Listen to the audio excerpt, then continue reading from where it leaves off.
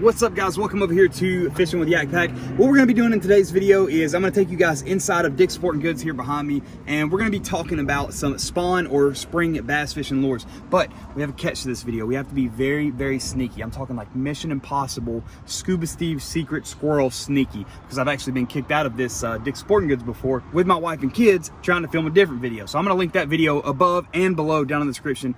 You'll see it popping up right now if you want to watch that one after you watch this one. But like I said, we are going to cover pre-spawn fishing, spawn fishing, and post-spawn fishing, and hopefully try to avoid getting kicked out by the manager again. But enough of that. Don't forget to subscribe to the channel if you're new. Hit the thumbs up button, and don't forget to turn that notification bell on. That way you get notified. If you're new here to the channel, you get notified every time I upload a video. But let's get in here. Let's be sneaky. Let's be sneaky. Let's get in here. Let's talk about some spawn bass fishing. So a good rule of thumb to stick by for pre-spawn fishing is you want to stick to something moving, because what those fish are going to be doing is they're going to be getting ready to go lay on a bed for the next 10 days or so, and not really do anything except for protect their bed. They're not really going to be eating, so they're looking to feed up and fill up before they get locked in on that bed and aren't really able to do anything else. Some really good baits for pre-spawn: flukes, these little split tail flukes. Absolutely love these things, preferably in the white, like anything white, like right here is good. These are all good. These silvers, all these whites, these white with chartreuse tails, those do the best for me, and those are good colors. Any of these colors right here are going to be good basically all around the country. Next up, we have crankbaits. Aha, here we are. For crankbaits, I don't normally go crazy by any means. I'll usually do something like right here, that's a perfect color, Pro Blue Shad, really good color actually. Maybe like a gold. Tell you what though, my go-to no-fail is always this right here. This is the gizzard shad with the red eye. Can't go wrong with that. And that's good. It's a good color to use for any water clarity, like any whatsoever. This white right here, another really, really good color. It's a green gizzard shad color actually. That's really, really sauced. Moving right along, we have spinnerbaits. We are pretty limited options here on the spinnerbaits, but probably the Z-Man. Most likely, yeah. Spinnerbait, chatterbait, I'd put in the same category. So we'll take a look at some chatterbaits here in a second. But if I had to pick one, that's close as we got. All white, a little bit of orange in it. I don't really like the orange. I'd actually probably pull the orange off of that. But that all white with those white blades on it, that's perfect right there. Chatterbaits, here we go. Perfect. Now this is going to be a really, really good pre-spawn lure right here. Okay, so this is what I'm going to go with. I'm going to go with the original Z-Man in all white, or this white and chartreuse one, right?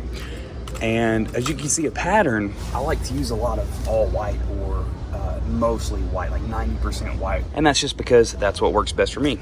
This one will work good.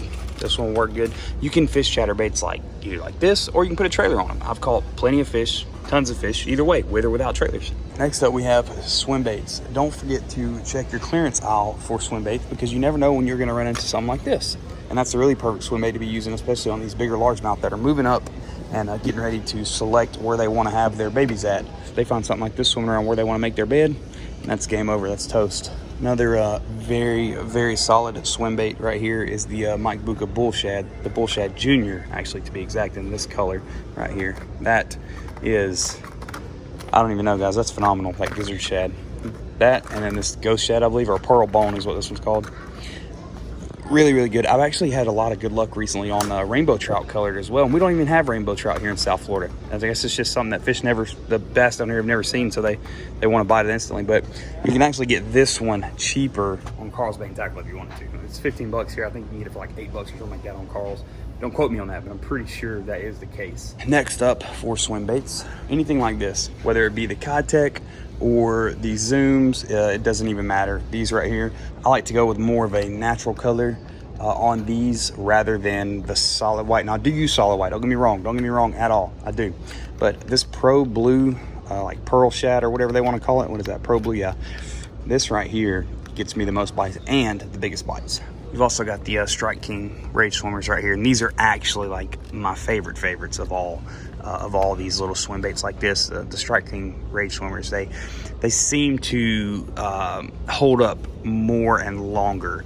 So really good swim baits. All right, so that's gonna wrap it up for pre-spawn. Now let's move into the spawn.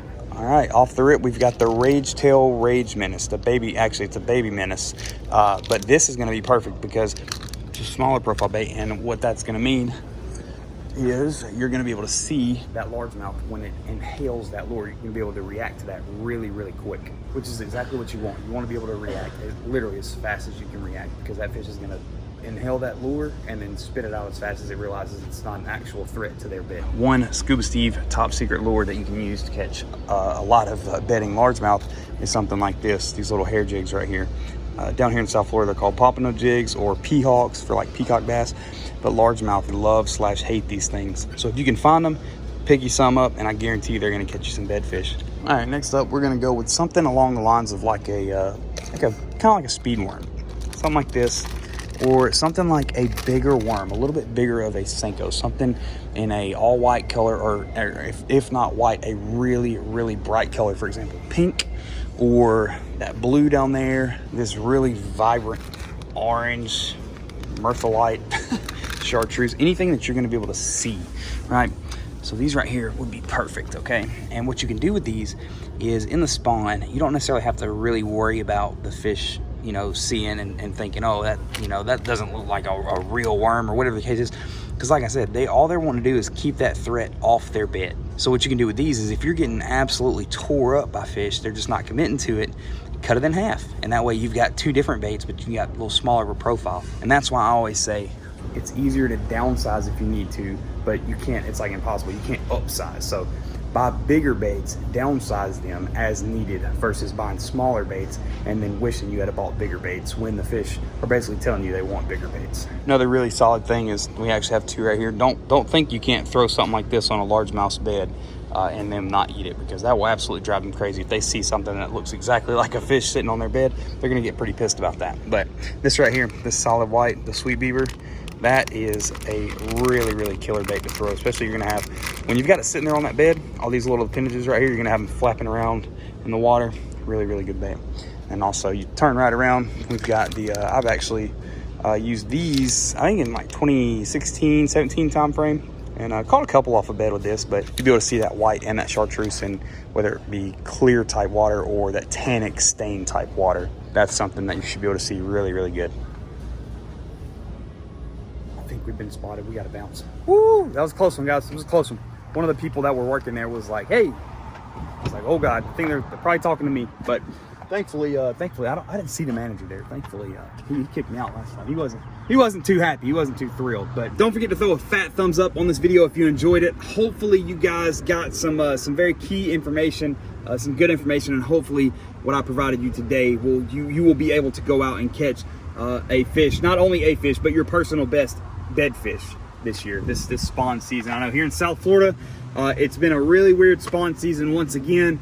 These fish can spawn down here from November all the way to middle of or late March. So we've got to spawn pretty much half the year. It's just picking and choosing and finding where they're spawning. It's really, anyways, it's difficult. It's not nothing at all like spawn fishing in Georgia or North Carolina or Tennessee for that matter, or Kentucky, anywhere else I've ever spawn fished. But anyways, like I said, hope you guys enjoyed. If you did, don't forget to leave a thumbs up on this video and comment down below what your favorite lure was that I chose out of Dick's today. Hope you guys have an awesome week. Go catch some really big fish. We'll catch y'all next time.